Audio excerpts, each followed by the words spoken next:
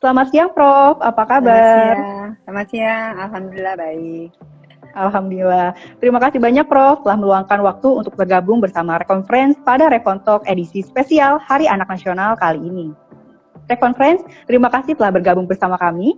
Jangan lupa nanti tuliskan salam dan dari mana nih teman-teman bergabung di dalam kolom komentar ya. Oke, Prof. Hari Anak Nasional diperingati setiap tanggal 23 Juli. Sebagai momentum untuk mengingatkan kita bahwa pemenuhan hak anak merupakan tanggung jawab bersama. Tahun ini pemerintah telah mengangkat tema Sayang Anak, Lindungi, dan Bangun Masa Depan, yang mana menekankan pentingnya kasih sayang, perlindungan, dan investasi bagi masa depan anak. Menurut Prof. Rini, apa makna Hari Anak Nasional bagi Senior Rekon? Ya, kita ketahui bersama bahwa Senior Rekon itu bergerak terutama di bidang pangan dan nutrisi ya. Dan kalau saya lihat sangat selaras dengan salah satu kebutuhan dan hak anak untuk hidup, yaitu kalau kita lihat kebutuhan anak itu ada 3 secara garis besar, ASU, ASI, dan ASA. Nah, komponen ASU itu salah satunya nutrisi ya, ada nutrisi, imunisasi, dan lain-lain. Nah, di sini aspek nutrisi merupakan salah satu kebutuhan dasar anak yang harus dipenuhi sepanjang usia anak ya. Mungkin kita ingatkan kembali bahwa definisi anak itu cukup panjang ya, sejak dalam kandungan sampai 18 tahun. Jadi kita harus mengawal kebutuhan nutrisi anak itu sesuai dengan kelompok usianya. Jadi kalau saya lihat Revo ini sangat berperan penting ya, bagaimana kita mengawal bahwa nutrisi anak-anak khususnya di Indonesia itu sudah baik dan optimal untuk tumbuh kembang. Prof, kalau melihat kondisi anak Indonesia saat ini, apa tantangan terbesar terkait gizi yang masih perlu menjadi perhatian bersama? Kalau bicara mengenai Indonesia, memang beragam ya masalah gizi di Indonesia. Karena kita lihat ada perkotaan, ya, pedesaan, kemudian kita dari Sabang sampai Merauke yang masing-masing memiliki masalah gizi tersendiri ya. Tapi secara garis besar yang masih menjadi pokok bahasan kita bersama adalah satu tentang stunting ya. Stunting ini sudah cukup lama kita tangani bersama, baik dari aspek nutrisi maupun masalah penyakitnya ya yang menyebabkan anak kondisi stunting, dan memang upaya perbaikan itu memerlukan waktu ya. Berbagai cara sudah dilakukan, termasuk edukasi kepada orang tua, kepada guru untuk membantu memperbaiki kondisi stunting. Dan juga ada upaya pencegahan ya. Memang kita kalau bicara kuratif atau penanganan itu jauh lebih rumit, lebih sulit daripada pencegahan. Jadi kalau kita untuk menghindari masalah malnutrisi, masalah gizi ya kita sebaiknya berusaha atau berupaya untuk pencegahan. Nah, satu lagi yang mulai banyak kasusnya untuk masalah nutrisi adalah gizi lebih dan obesitas ya. Terutama di kota-kota besar semakin meningkat karena mungkin pola makannya tidak benar, kemudian sedentary life-nya juga cukup tinggi ya, aktivitas fisiknya yang kurang, walaupun di sebagian kelompok lain saya lihat aktivitas fisiknya sudah cukup baik ya. Kita bisa lihat nih kalau ada kegiatan lomba-lomba run itu ya, orang tua bersama anak, jadi ada desk khusus untuk anak. Jadi itu sudah mulai diupayakan. Mudah-mudahan ke depan kita bisa tangani satu persatu dengan baik. Wah, ternyata gizi memang jauh lebih luas ya, Prof, daripada sekedar memastikan anak kenyang. Selain keluarga, tentu dibutuhkan dukungan dari berbagai pihak agar setiap anak memperoleh kesempatan tumbuh dan berkembang secara optimal. Di sinilah saya rasa peran lembaga seperti Senior Rekon menjadi sangat penting.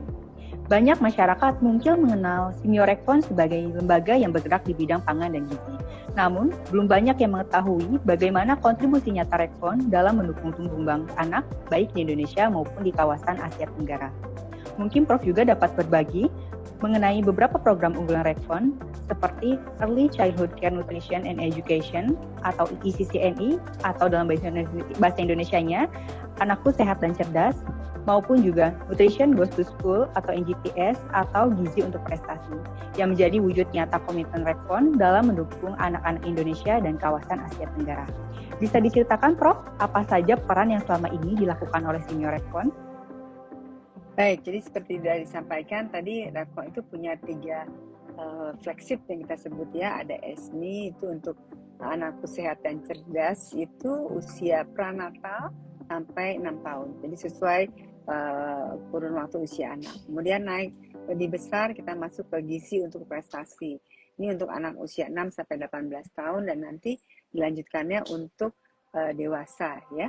Nah, kalau kita lihat kegiatan di anakku sehat dan cerdas atau early childhood nutrition and education itu selama ini sampai tahun 2026 ya sudah lebih melatih lebih dari 2.500 guru PAUD ya. Ada juga tenaga kesehatan dan kader dan sekitar 18.000 PAUD di kabupaten kota se-Indonesia ya. Kemudian membentuk lebih dari 1.000 perwakilan pemerintah daerah sebagai Master of Trainers di 133 kabupaten kota.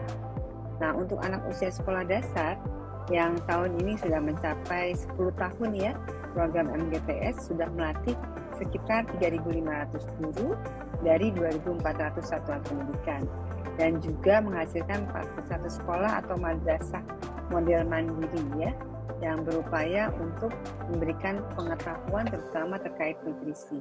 Jadi yang dilatih adalah guru dan sebagian juga orang tua, terutama pada kelompok anak yang kecil ya, anak sehat dan cerdas itu orang tuanya juga dilatih terutama dalam pemenuhan gizi anak. Terima kasih Prof. Oh iya, rekonferensi tadi Prof ini menyebutkan bahwa program kita NGTS akan berulang tahun 10 tahun ya. Nah, rekonferensi jangan lupa nanti tanggal 23 Agustus kita akan menggelar perayaan 10 tahun NGTS di Gedung Plaza Kemendikbudrismen. Jangan lupa nanti rekonferensi untuk hadir ya. Jangan lupa kalau misalkan mau hadir perlu ikut registrasinya dulu. Terima kasih Prof, menarik sekali bahwa upaya mendukung tumbuh kembang anak ternyata dilakukan melalui berbagai pendekatan, mulai dari penelitian, pelatihan, pengembangan kapasitas, hingga kemitraan dengan berbagai pihak. Dalam makna tema Hari Anak Nasional tahun ini, disebutkan bahwa membangun masa depan adalah investasi terbaik bagi bangsa, yaitu dengan memastikan setiap anak memperoleh kesempatan berkembang secara optimal. Nah, menurut Prof ini, siapa sebenarnya yang bertanggung jawab terhadap tumbuh kembang anak? Kalau secara hakiki yang bertanggung jawab pasti kedua orang tuanya ya. Dua orang tua bertanggung jawab. Jadi kalau bicara di teori itu lingkungan tuh ada beberapa hal. Yang paling kecil disebutnya mikro ekosistem, itu adalah orang tua. Dalam hal ini lebih kecil lagi adalah ibu. Di situ khusus ditulisnya ibu.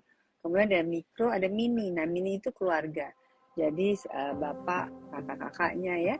Jadi saya lihat kalau keluarga yang punya anak banyak, kakak yang besar itu bertanggung jawab juga terhadap adik-adiknya termasuk kebutuhan nutrisi. Baru lingkungan berikutnya disebut meso. Nah, itu berperan para guru ya, tenaga kesehatan, kader kesehatan yang membantu memantau kondisi kesehatan anak termasuk status gizinya ya. Jadi mungkin bisa saja orang tua menganggap anaknya kecil itu ya nggak apa-apa ya, anaknya kurus sih nggak apa-apa, dulu bapaknya juga kurus, ibunya juga kurus, tapi begitu masuk di sekolah gurunya aware, kok nih anak kecil banget ya, kok dibandingkan teman-temannya jauh gitu. Nah, mungkin dari guru berperan mendeteksi masalah pertumbuhannya. Kalau ada masalah dia bisa melakukan memberitahukan kepada orang tua dan juga melakukan rujukannya ke tenaga kesehatan, dalam hal ini puskesmas ya. Jadi kalau saya lihat pemantauan pertumbuhan itu sudah lama dijalankan ya. Kalau di SD kan namanya UKS ya, setiap semester kalau tidak salah diukur berat badan, tinggi badannya. Nah, itu yang harus dilakukan, jangan lupa dianalisis. Kalau ada masalah dilakukan rujukan, jangan cuma sekedar menimbang, mengukur, kemudian menulis tanpa ada analisisnya. Bisa memang anaknya bagus atau bermasalah kan harus dicarikan jalan keluar ya. Di anak prasekolah juga saya lihat guru-guru PAUD sudah memiliki kemampuan untuk mengukur berat badan dan tinggi badan anak PAUD. Jadi kalau kita lihat semua bertanggung jawab, tapi kembali kalau ada kata paling cuma satu ya, berarti keluarga dalam hal ini orang tua. Jadi memang dibutuhkan kolaborasi dari seluruh elemen masyarakat. Namun tentu keluarga tetap menjadi lingkungan pertama dan utama bagi seorang anak. Nah, Prof, mungkin banyak orang tua yang sedang menonton live ini dan ingin melakukan yang terbaik untuk anak-anak mereka. Sekarang banyak orang tua bekerja, aktivitas juga semakin padat tentunya, kadang muncul kekhawatiran apakah mereka sudah memberikan yang terbaik bagi anaknya. Jika ada para orang tua yang sedang menyaksikan live ini, pesan apa yang ingin Prof sampaikan? Ya, orang tua harus pintar ya, harus belajar, harus mau membaca. Jangan ilmunya dari mana? Dari TikTok ya, dari hal-hal yang tidak baik gitu. Kalau tidak mengerti tanya, kalau dia tidak harus ke dokter, bisa ke nakes, bisa juga ke ahli gizi tentang asupan nutrisi ya, yang berkaitan dengan gizi. Jadi ilmunya semakin berkembang, jadi jenis makanan yang ada di sekitar kita juga semakin berkembang. Jadi orang tua perlu tahu mana yang baik dan benar untuk anaknya terkait dengan asupan nutrisi, karena nutrisi itu salah satu hal yang penting untuk mencapai kualitas anak yang optimal. Dia boleh genetiknya bagus, tapi kalau asupan nutrisi, stimulasinya tidak optimal, mungkin tidak bisa seperti bapaknya yang profesor. Ya, jadi genetik itu berperan, tapi lingkungan itu harus mendukung. Potensi ini harus sesuai dengan genetiknya. Jadi kebutuhan dasar anak tadi, ASU, ASI, ASA harus diberikan secara maksimal oleh orang tuanya. Kalau bekerja, kita harus menitipkan kepada pengganti ibu kan. Pengganti ibunya kita ajarkan, neneknya, kakeknya, atau pengasuhnya ya, supaya apa yang kita inginkan sebagai orang tua bisa di-delivery lewat pengganti ibu ya. Memang tidak mudah, cara gampang, menulis gampang, mengerjakannya susah ya. Terutama kalau ada konflik antara dua hal yang berbeda sudut pandang ya. Misalnya paling gampang antara orang tua dengan nenek kakeknya ya. Ada yang satu restriksi, yang satu loose, boleh apa saja, akhirnya jadi konflik. Anaknya milih yang mana? Yang paling menyenangkan dong ya. Nah itu yang harus dibicarakan lagi. Jadi orang tua harus bersama-sama dengan lingkungan di rumah tempat anak tersebut tinggal. Mungkin bisa juga diperankan oleh guru. Jadi saya sering menitipkan kalau anaknya susah makan, saya bilang sama guru, titip memantau di sekolah. Kadang-kadang dengan guru dia bisa lebih patuh dibandingkan dengan orang di rumah ya. Jadi itu yang harus kita upayakan, resources seperti itu. Jadi jangan kita terus berkutat pada diri sendiri tapi nggak ada perbaikan. Jadi kita harus berkolaborasi dengan penanggung jawab anak yang lain. Terima kasih banyak Prof atas pesan yang sangat menginspirasi. Saya jadi timbul nih ada satu quote dari apa yang Prof ini sampaikan, bahwa tidak ada orang tua yang sempurna, tetapi setiap langkah kecil yang dilakukan dengan penuh kasih akan memberikan dampak besar bagi tumbuh kembang anak.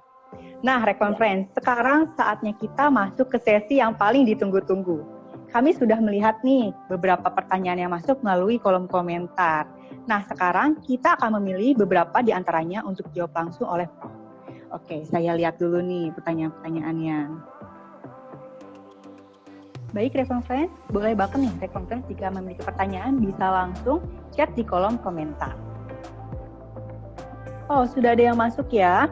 Dari Naila Dewe, izin bertanya, bagaimana jika anak mengalami stunting tetapi pihak keluarga tidak memadai untuk pengobatan?